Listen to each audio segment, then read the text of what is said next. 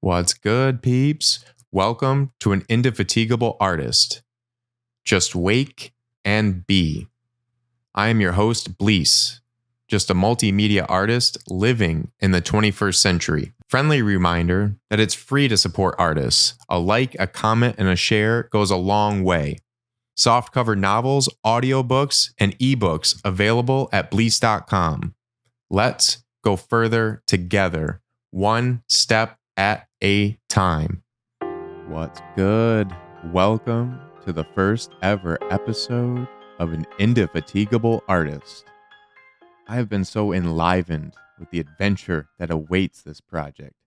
I've gotten back to writing more diligently, where I kind of took a break for writing for a bit. After finishing Bleace Paradox, I had spent so much time writing those two novels that I needed a break from serious writing. Since finishing Bleace Paradox in September 2020, I took a step back and focused on other creations.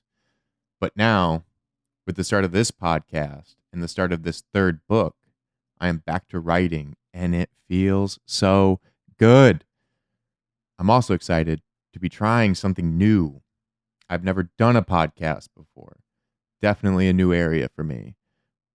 Working with audio in general has been new, but having now done both audiobooks for the novels, narrating and editing them both myself, I've become more acquainted with audio.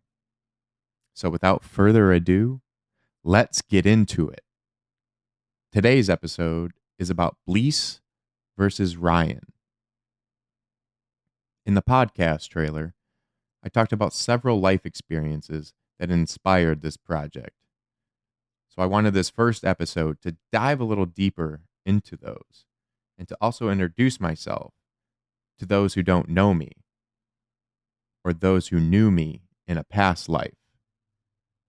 The only constant in life is change. It's like my family members reading Bleace and thinking Orby is me. My response is that all my characters are a part of me. But yes, there are a lot of direct parallels between Orby and myself. And just like Orby, who changes his identity and even how he perceives himself, I too changed in my real life. Life does change us. We either adapt or we die. We woke up today. With that simple act, we are already more resilient than the day before, if we choose to see it. Who says we have to keep the same name our entire lives? How is that normal? Because it's the way it's always been done? Sure, there are legalities to name changes, but I'm more talking about how one is addressed, how they see themselves when they look into the mirror. Am I to hold the same name I had when I was an unscrupulous 16-year-old who rebelled against everyone and everything? I was born and given this name. I didn't choose it. Yet for my last name, later on in life, I was able to choose that. I remember my mom asking me if I wanted to change it to Smith to be a part of the new family of her, my little sister, and my stepfather. I vehemently said no and pointed to my birthmark on my right wrist that is in the shape of an L, which for me always stood for Lanham. That is what a lot of people called me in middle school. I think it may have started in wrestling when coaches would call me Lanham. I liked it. Speaking of middle school, let's go back for a second, as this is where the first life-changing experience occurred, the one I referenced in the trailer. It's the first life-changing experience I can remember growing up. Getting a head concussion when I was just 10 years old. It was the very first day of middle school. I hadn't even gone into the school yet. We were playing on the new playground. There was a hand slide that went back and forth. I remember it was color blue. The handle was red. I saw kids were going on it. So I waited my turn in line. First couple kids that I saw, they would get pushed once, let go at the handle at the end. Some wanted to be pushed a couple times and would try to hang on and, stick it through and come back and then get pushed again and then fall off, so they would only last like a couple pushes. I went on, and mind you, I was really small at this time. I'm 10 years old. I'm probably 80, 90 pounds. I was really short and skinny, and the kids that pushed me were older, much bigger than I. I held on for a couple times, though, went back and forth, which again, the kids before me only lasted like maybe 2 pushes. And I think it was on the third, maybe the fourth push where they were really trying to knock me off. And oh boy, did they. And fell off I did. I went flying off. My feet went straight into the air, and I came back head first, directly into the ground. Flash, bang, knocked out cold.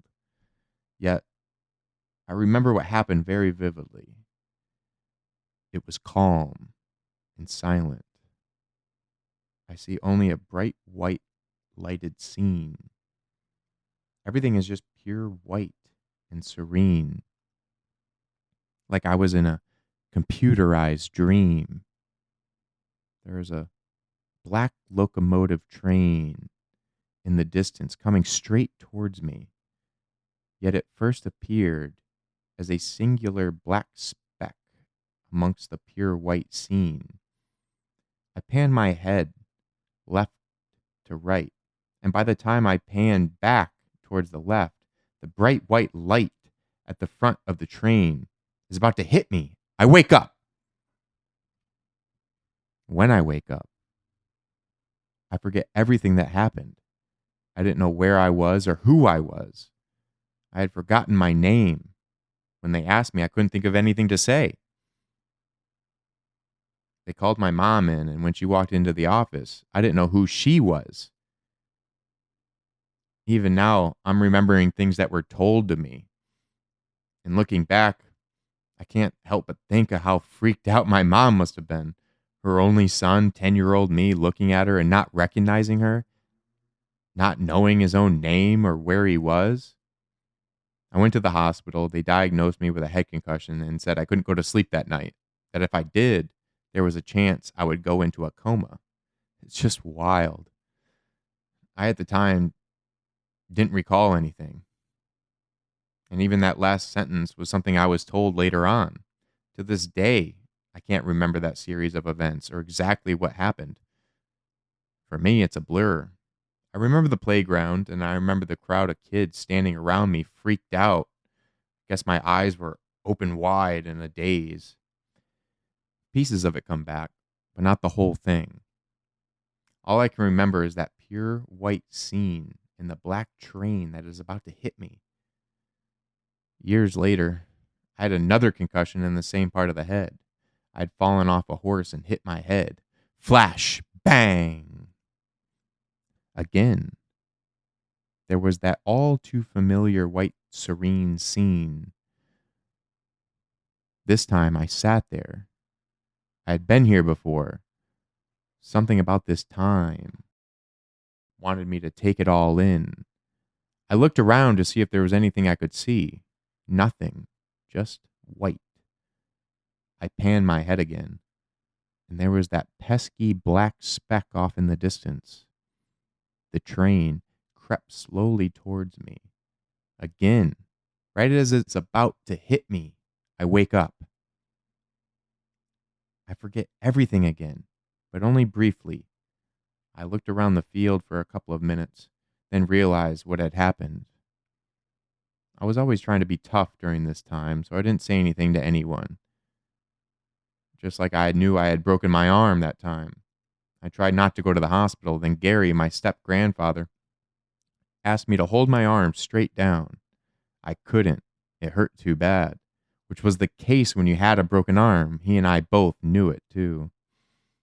Honey, you're going to that damn hospital. What are you, stupid or something? He asked me, grinning. I did the same when a donkey stepped on my knee, and I didn't want to go to the hospital, even though my kneecap was on the side of my knee, and my knee was about 5 times the size of the other one. Tried to ice it and stay off it for a couple of days, but then I tried to carry cement blocks up some stairs, and once again, Gary said, honey, we got to get your leg checked out before they have to cut it off because of gangrene. He called everybody honey. I was so upset because my cousins had come up to Michigan from Texas, and I'd been looking forward to them coming. Before that incident, we were having the best summer kids that age could have. We were outside playing all the time, riding this four-wheel vehicle, a Kawasaki Mule it was called. We stayed out in the woods, at least until coyotes came to our tent because we left food out all night. When I blew out my knee, all my fun was over that summer. I had a cast on my leg from my ankle to my hip and had to use crutches for the next 5 to 6 months. My knee would never be the same. This happened when I was 11 years old before my growth plates had closed, but I had partially torn my ACL, dislocated my kneecap, and partially tore my meniscus, which is the cartilage between the bones in your knee. To this day, it still sometimes feels like I'm walking bone on bone, and I walk with a bit of a limp. But I can talk about the farm another time. Get back on track here about identity. The farm still occupies many a dream, which I plan to share more about in later episodes, so stay tuned for those. Dreams are a great resource for creative material and inspiration for different creations. Back to the point of identity, Bleace versus Ryan. For me, having those two head concussions really put reality into a unique perspective that I didn't fully appreciate until years later. That driving question, what is reality? Living in dreams, what is in between? So fast forward from those head concussions, the first occurring when I was 10, the second occurring when I was probably 13 or 14. Those years were kind of blurry for me, but around then, fast forward to 2020 when I'm 30 years old, the time of yet another life-changing experience that I mentioned in the trailer, and the last push for me into this new identity of Bleace. It's the ultimate reason why I introduced myself as the host, Bleace. That in my mind, Ryan died in that hospital when I had heart surgery. There was a passing. And it's a passing I went through when I decided to go back to school. And one of my first papers that I wrote started with the line, I killed him. I had to in order to survive. The killing then was me growing to be an adult. Now, it's forgiving. Forgiving myself for how I acted. Forgiving myself for how I acted out. All the times I was wrong and wronged people that loved me. Forgiving myself for being a product of my environment. It's what Orby has to do in the book. He has to forgive himself and learn to love all the parts of himself, as they are all necessary. They all serve a purpose. They must all work together. They must all work together. Writing my first 2 novels was really therapeutic for me. It allowed me to distance myself from all of what I experienced growing up. How for me, it was normal, but for someone else, it may be quite shocking and completely abnormal. Surpass normality. Living in our own universe, in a foreign being's eye, we may not be fit. Again, I ask, what is normal? Keeping your name, staying stagnant, or living limitless, knowing that the universe flows through you?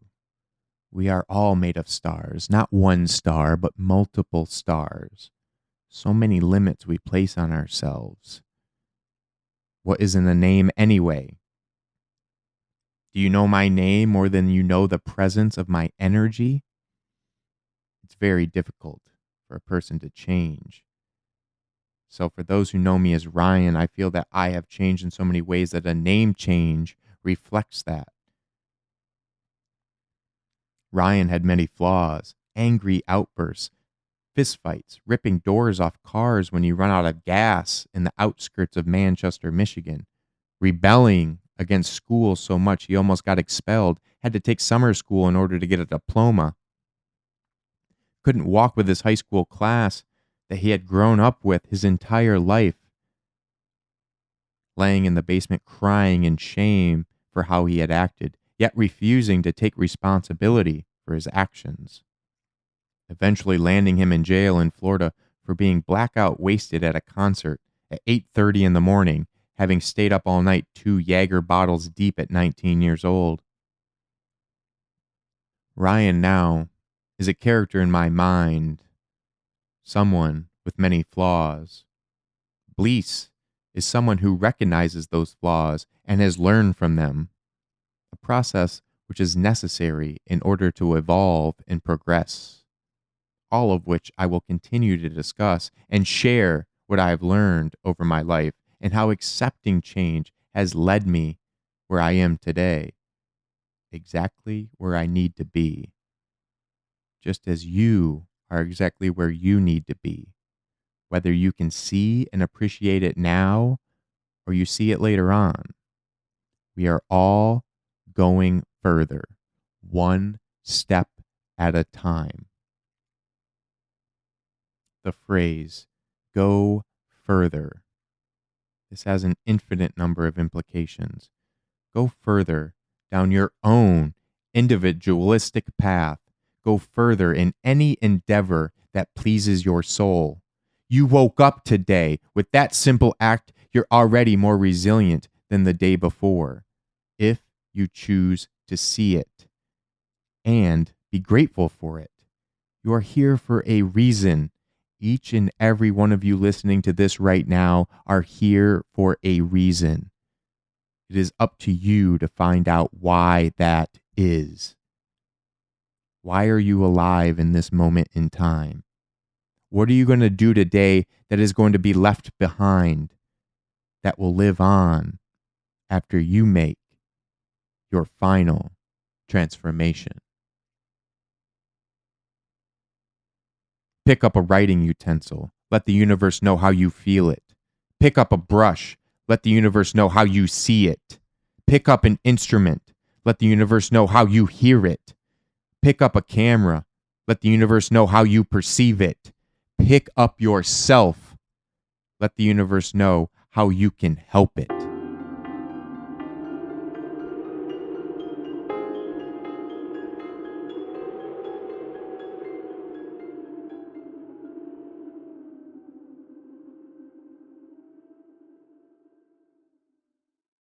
Appreciate you listening. A like, comment, and a share goes a long way. A free way to pay it forward.